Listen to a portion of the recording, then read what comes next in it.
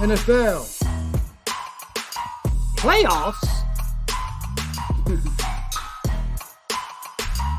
Coaches Carousel. Coaches on the move. Legendary coaches. Nick Saban. Iron. Legendary NFL GOAT. Coach Bill Belichick is retiring. Moving on out. Moving on out.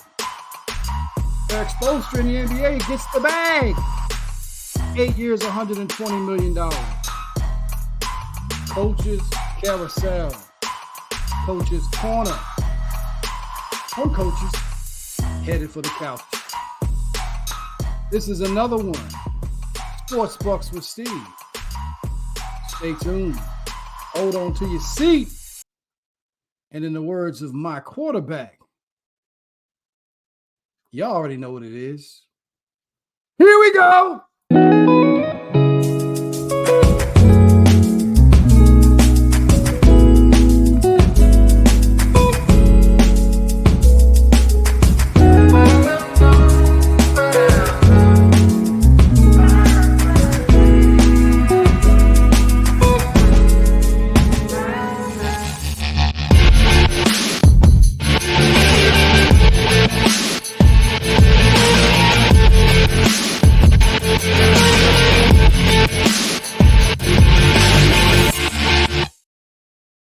Sports Bucks with Steve takes a deeper dive into the world of sports and the impact of money, fan debates, current sporting news, and offers financial tips. Coach Steve is a certified financial fiduciary and wealth coach who specializes in retirement income tax-free strategies for individuals and business owners throughout the country. Your children need sleep for proper development, and sleeping disorders like snoring or sleep apnea may be robbing them of the rest they deserve. At Genesis Family Dentistry, Dr. Stacy Alston not only provides the finest dental care, but free screenings to identify airway issues too. And your children can get screened for more issues, such as teeth grinding, thumb sucking, tongue ties, and more. Contact Genesis Family Dentistry, 980-292-8299. Online at genesisfamilydentistry.nc.com. Hi, my name is Lily. My mom and dad used to fight about money all the time. Then one day, I heard them talking about this guy, some uncle I never knew, called Uncle Sam. Well, they say this Uncle Sam guy wanted them to pay him like $1 gazillion, and they didn't have $1 gazillion. So they called this company they heard on the radio called the Tax Doctor. And the Tax Doctor worked with Uncle Sam's people. I think they're called the IRS. And they were able to work it out so my mom and dad didn't have to pay Uncle Sam very much money at all. So now mom and dad are happy, and I'm happy too. Thanks, Tax Doctor. If you owe $10,000 or more to the IRS or state, call now and pay less. Call 800-268-1055. That's 800-268-1055. 800-268-1055. And we are here. So is the playoffs, apparently. The NFL has decided that it is now time to get the playoffs going. Well, before we get into the playoffs, I want to talk a little bit about the coaching carousel and legendary coaches who have stepped down or stepping away from their teams. We know that there's been some firings in the NFL, some mutually parting of ways. Was very surprised to see Pete Carroll leave the Seattle Seahawks. He still be involved in some executive manner, but Coach Pete, his energy seemed as infectious and as per usual from what we've seen with him. But he's retired. He's now leaving the sidelines with Seattle. It's just been an amazing sequence of events of watching coaches leave. I mean, you look at Pete Carroll. The other surprise to me was Mike Vrabel leaving Tennessee. I thought that was very, very unexpected. They've not done him any favors with trading away top talent like A.J. Brown to the Eagles and Keith Byard to the Eagles. And everywhere you turn, they were getting rid of talent instead of keeping talent. So I think that's a GM issue in Tennessee. But obviously the big ones is really Nick Saban and leaving Alabama after coming up short in the college football playoffs was a shocker, to say the least.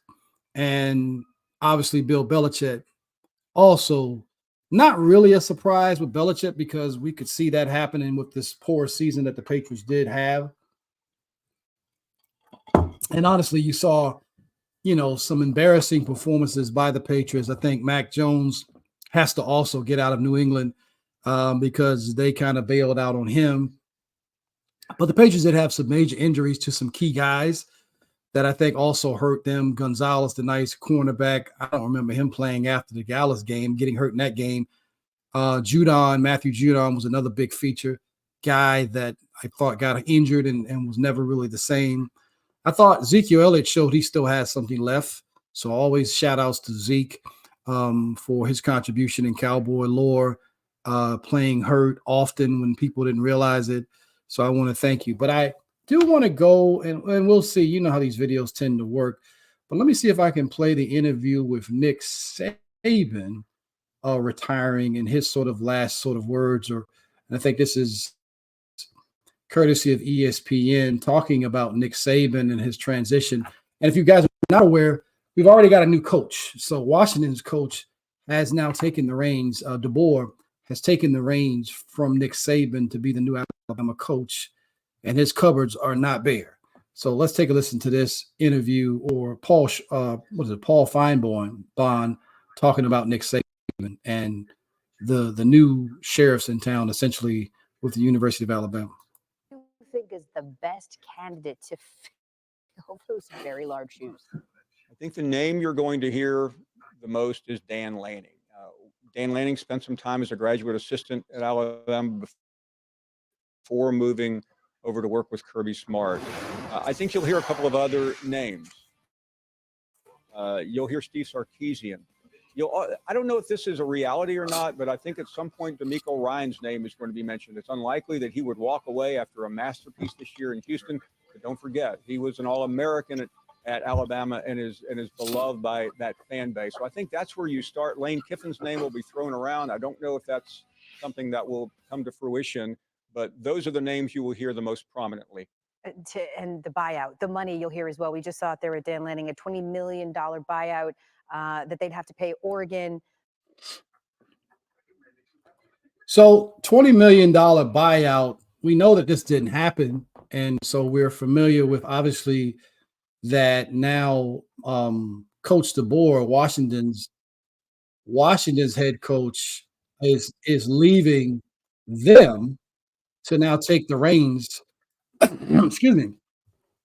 Is now taking the reins in Washington, and so I think it'll be interesting to see that transition. The guy is great, obviously, as Nick Saban has been, but Washington's DeBoer has agreed to become the head. So Kellen DeBoer, who guided the Huskies to the Pac-12 championship and the college final national championship game against where they came up short 34-13 to another coach who might be on the move, which is Jim Harbaugh and the Michigan Wolverines, who've now reached the mountaintop. Congratulations to the Wolverines and their fine fan base winning another national championship, first outright and obviously in a very long time. But DeBoer was 49, and he informed the Huskies this Friday that he's leaving for Alabama. And so a deal is expected to be made later in the day in regards to him now being the head coach of the University of Alabama and obviously replacing Nick Saban, who won 9 SEC titles, 6 national championships in his 17 seasons at the school. Saban had a record of 206 wins and 29 losses at Alabama. And so Washington Athletic Director Troy Dannon had made an aggressive pitch to try to keep DeBoer. Sources that was telling ESPN with a new contract would have made him one of the 10 highest paid coaches in the FBS and more than double his current salary of $4.2 million. It would have doubled it. And so DeBoer would owe Washington a $12 million buyout if he leaves. He signed a 2-year contract extension through 2028 season in November. And he emerged as the Crimson Tide's top target, even though Oregon's Dan Lanning and Florida State's Mike Norvell, Texans Steve Sarkisian would have been in consideration. But those guys actually withdrew from the search and affirmed their commitments to their current schools over the past several days. So Washington, DeBoer, Kalen did a great job with Washington, resurrecting that program after it went 4-8 in Jimmy Lake's second season back in 2021 to take that team, get the Indiana transfer, Michael Penix Jr., who finished second in the Heisman Trophy and arguably probably should have won. Honestly, his team was undefeated until the last game of the year, beat Oregon twice, beat Texas. I thought that he probably should have been. I don't think he played that well in the final game, but Washington nonetheless finished 14-1 and second in the nation. And so he took a team that doubled that victory total in 2022 to go 11-2 in 2022 to then finish 14-1 in the national runner-up. So kudos to Kalen and what was able to do at University of Washington. Now he is in excuse me, the spotlight going into SEC country, and Alabama, who has been still that's the king program in the country. Georgia's had their run recently, but Alabama is the standard that everybody else was to follow. And so I think it'll be very, very interesting to see what happens with DeBoer, but he's obviously a really good coach, and we're going to see how that transition kind of works out. But the king is retired. Nick Saban is officially retired. And I think he talked about, his age and not wanting to hold Alabama back by staying on. So I got to play you guys another quick commercial. And then I want to pick up on the other GOAT of college football. Well, I shouldn't say college football. I should say the NFL in Bill Belichick, who is now stepping away from the New England Patriots after his legendary performance as a coach, winning 6 Super Bowls in that span in 24 years. So looking to protect your legacy and leave your family in solid financial health by establishing a living will or trust, but you're not sure where to start?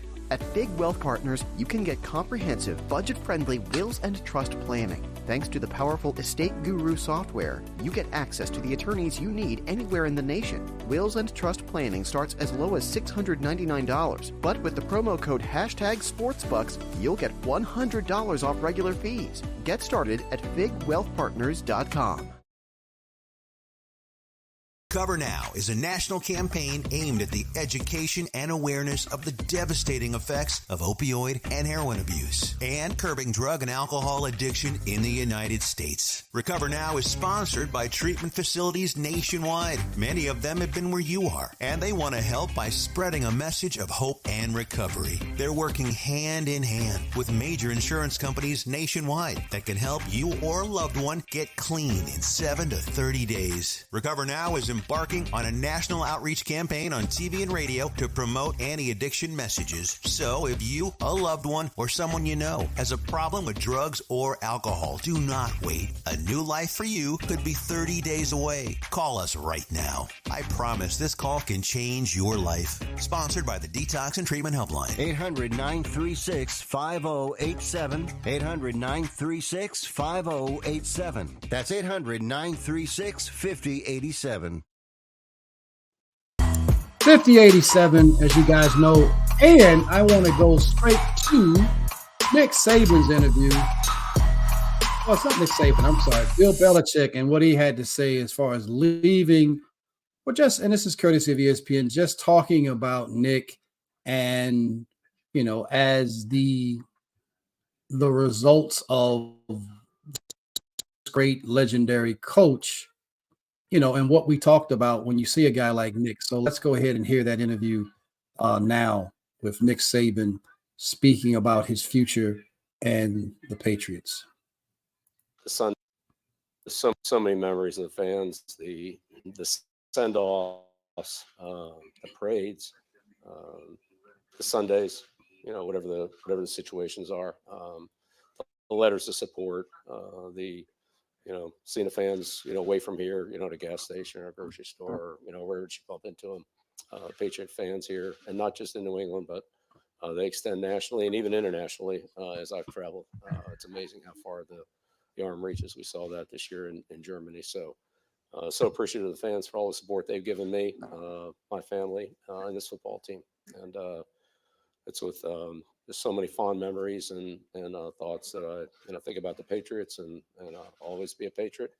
I look forward to coming back here, but at this time, we're gonna move on, and I look forward, excited for the future, but always very, very appreciative of the opportunity here, the support here, and what you've done for me. Thank you. Well, you heard it there. That was the GOAT, Bill Belichick. Whatever you think of Bill and the Patriots and some of the controversy that has surrounded them over the years, they got it done.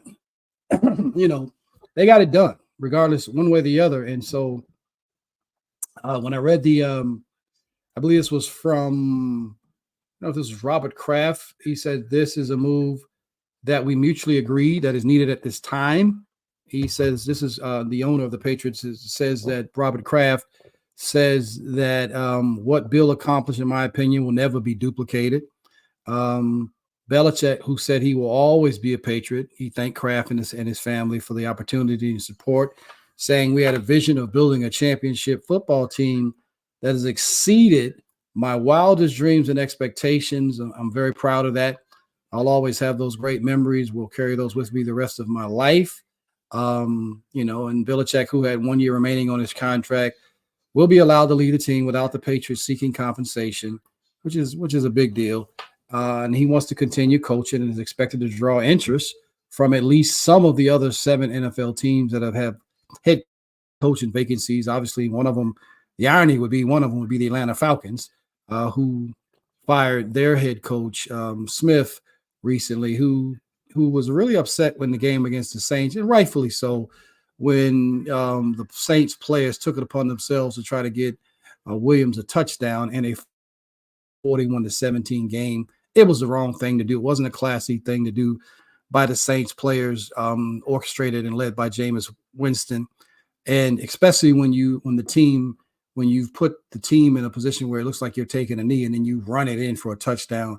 That's one of the cheapest touchdowns you could ever get. The team they're not trying to stop you. They think you're taking a knee and then you run a touchdown in. That's not what we do. That's Bush League. And I understand there was a lot of outrage by that. Shannon Sharp even said that they should, essentially cut Jameis Winston. I wouldn't go that far, but it was not a good look, so we'll see. I believe Tom Brady actually had something really nice to say on his Instagram where he says, we've accomplished some amazing things over a long period of time, many of which will be hard to replicate. Brady wrote, he worked every day to help us achieve the ultimate goal in the ultimate team sport. I could never have been the player I was without you, Coach Belichick. I am forever grateful, and I wish you the best of luck in whatever you choose to do next. And he went on to say a few other things and said that he is incredibly grateful to have played for the best coach in the history of the NFL. That was from the GOAT, Tom Brady, speaking about Belichick. So so you have to respect the accomplishments of the Patriots and the Patriot way and what they've accomplished. Now, as I said, Eric Spoelstra in the NBA just got some more money. 8 years, $120 million contract. Woo! Let me hold something.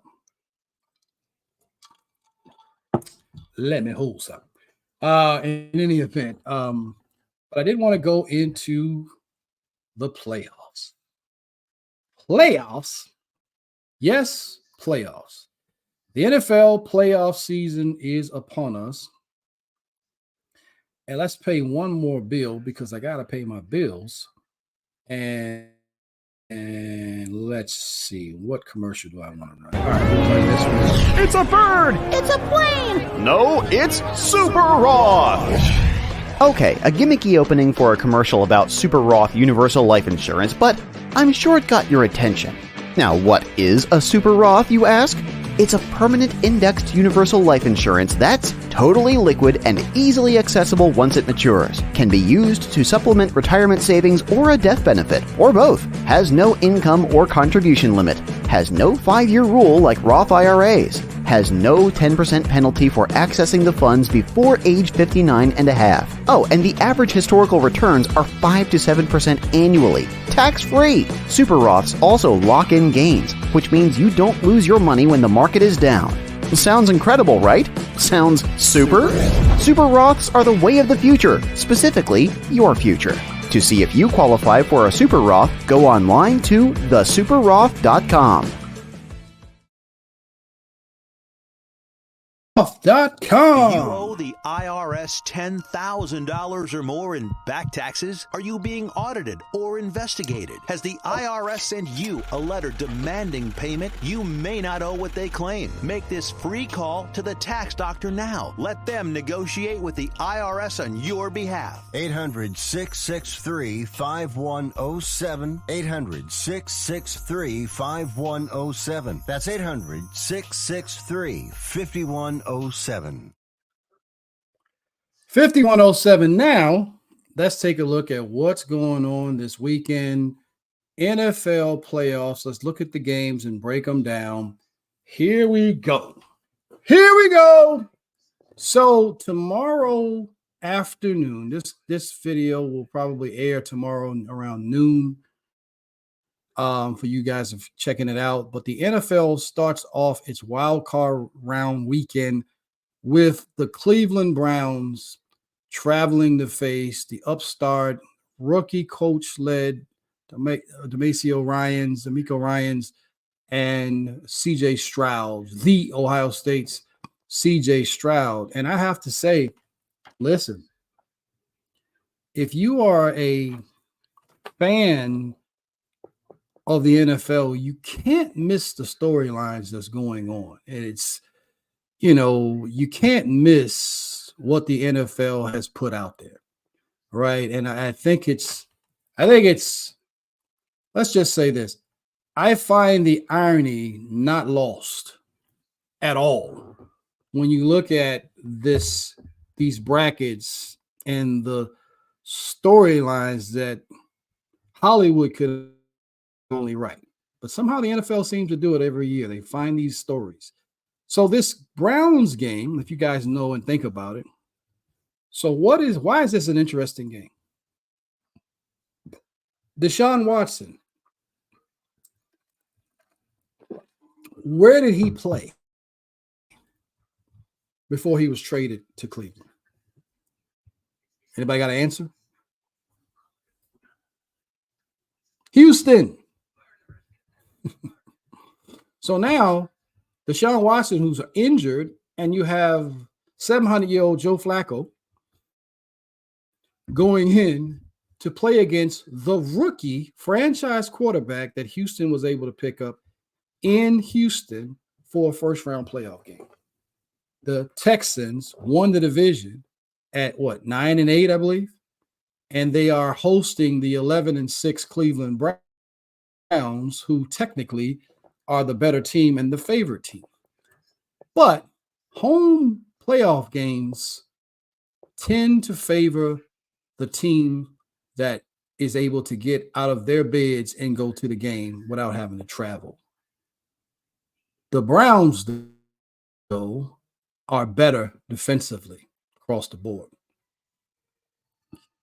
I'm not picking a winner this weekend in any of these games, because the NFL and its officiating crew is going to decide these games. I'm sorry, I'm telling you, it is what it is. They are going to decide these games.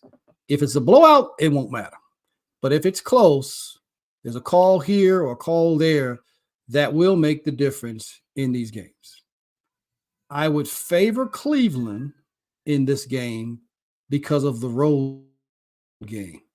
But there's a story now with the Texans and that rookie coach who should be the coach of the year. And we know that CJ is the offensive player of the rookie of the year without question. Would not surprise me if they continued on.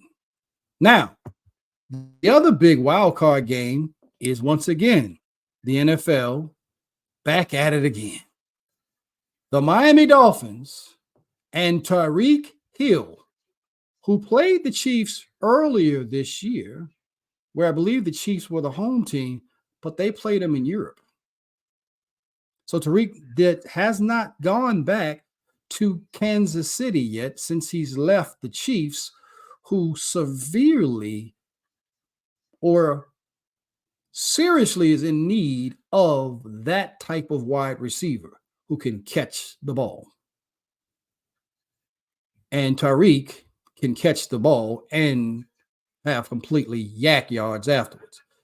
So, not lost on me that the NFL has Miami now traveling to Kansas City and Tyreek Hill's return to Kansas City with the Dolphins, who may not win another game since they won, it felt like, their Super Bowl when they beat the Dallas Cowboys in Miami weeks ago. They haven't won another game. Kansas City is the champion. Kansas City is playing at home. Kansas City has Patrick Mahomes. And I'm sure that the Swifties will be on board at this frigid location that the Miami Dolphins will have to travel to Kansas City in a frigid environment. I just don't see Miami with all of the injuries to Bradley Chubb, and they had already lost the other young man earlier in the season. I just don't see how they go to Kansas City and get that done. It'd be nice. It'd be refreshing. It'd be, to see a new team come up and emerge, and the Miami Dolphins and Tua and guys like that. But I just don't see it. It's going to be tough beating the defending champions at home in frigid Kansas City. That game, though, the NFL, who loves their fans, I'm being very sarcastic, by the way, is only going to be available on Peacock. So if you don't have Peacock services or subscription, you will not see that game. NFL loves their fans, don't they? So you have to now subscribe to Peacock in order to watch that particular game that highlights the Saturday evening slate of playoff games. Now, Sunday, the fun day, the day of the blue bloods of the NFL. This is Blue Blood Sunday. Super Bowl championships galore, history, fan bases, rabid fan bases, and what I call three of Mount Rushmore's, NFL version of Mount Rushmore's four top overall franchises are going to be playing on Sunday. Starting off with the unbelievably well-coached Pittsburgh Steelers, who will not have their defensive player of the year leading candidate in TJ Watt and his 19 or 20 sacks, heading to Buffalo to play Josh Allen, Mr. Touchdown or interception. You don't know what you're going to get when it comes to Josh Allen. It's going to be either one or the other. It's going to be either a touchdown, interception, or fumble is what he's liable to do. And the Buffalo Bills, who went on a run and are a hot football team, they won the AFC East yet again for the fourth year in a row. by taking out Tua Tagovailoa and the Miami Dolphins, which has forced Miami to go to play in Kansas City in the cold, where Buffalo would have most likely, I think if Buffalo lost that game, I think they would have actually fallen to the 7th seed, where they would have had to travel to play. Well, who would have been the 2 seed at that point? I'm assuming it might have been. It would have been Miami. As a matter of fact, they would have had a rematch against Miami in Miami. But obviously they won the game, and so that didn't happen. But Buffalo, Pittsburgh won enough games down the stretch to once again, legendary coach Mike Tomlin never having a losing season in the NFL was just 17 years is an amazing feat. And they are a team defensively, and I think Mason Rudolph is playing well enough that they could pull the upset in Buffalo. They are playing well enough defensively. They're also running the football well. Those two recipes are recipes for success when you have to travel. If you can run the football and play good defense, you have a chance, and don't turn the ball over, you have a shot at beating the Buffalo Bills and Josh Allen, who will turn the football over. I think Buffalo's the better team. And I think if you're looking at an AFC team that can come out of and represent the AFC in the Super Bowl outside of the Baltimore Ravens, I would say the Bills would be the team to look at. And then the third team to me would be the Chiefs, just because of the history of Andy Reid and the success that they've had. Pittsburgh would be that one wild card, one of those unique years that everything would have to go right for them to get to the Super Bowl. But I don't believe that's going to happen. But stranger things have happened. Now, I said one of the three Mount Rushmore teams of top NFL franchises. So I'm going to tell you that one of them I just named is the Pittsburgh Steelers. The other would be the Dallas Cowboys, the number one team, the following, the fan bases, the love, the hate, the constantly talk about across the country, hosting the Green Bay Packers, who are one of those 4 top teams in the league. And the other one is as a bye as far as Mount Rushmore's top 4 teams, unless I'm forgetting somebody, I don't think so, would be the 49ers. Dallas, Pittsburgh, Green Bay, San Francisco.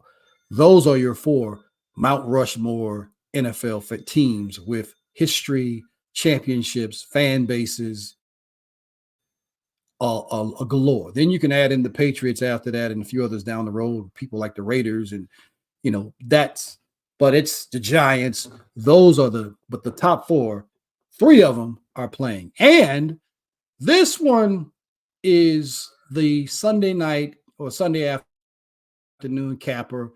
Green Bay goes into Dallas. Green Bay, I think they are 9-8 and led by Jordan Love and the Packers going into travel to play former coach Mike McCarthy. NFL, once again, the script is there. Dallas playing as well as they've played and have played this season for the most part and been unbeaten at home.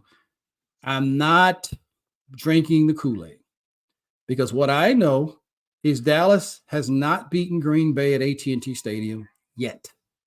But I also know Dallas has lost to the Packers in 2014. Dez caught it, and they robbed him. We know that was a straight robbery.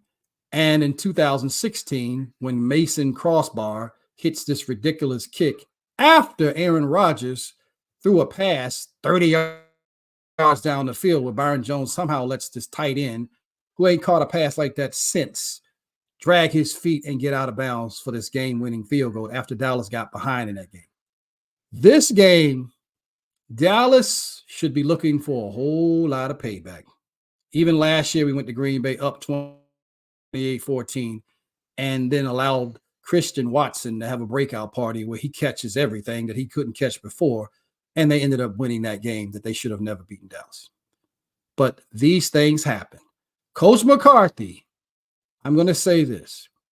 If you allow Green Bay to come into Dallas with the team that they're coming in there with, whose defense is not that good, Jordan Love is a nice young quarterback, but he's not Dak Prescott. Nor do they have the receiving core that Dallas has, nor do they have the defensive line, nor do they have the offensive line. If Dallas does not beat Green Bay by double digits, Mike McCarthy should start thinking about where else he might coach. I'm saying this. Yes, I'm saying it. Because if you lose the game, fire him the same day. The same day. Just fire him. And work on, see if you can entice Jim Harbaugh to take over the reins. But Dallas fans and our fan base all over, this is the big payback. This is the big payback. This is the opportunity to end the Green Bay Packers season, and I expect them to do so 38-17. Dallas Cowboys, get it done. Now, also, to wrap up the Sunday night game, the NFL is not lost on me again.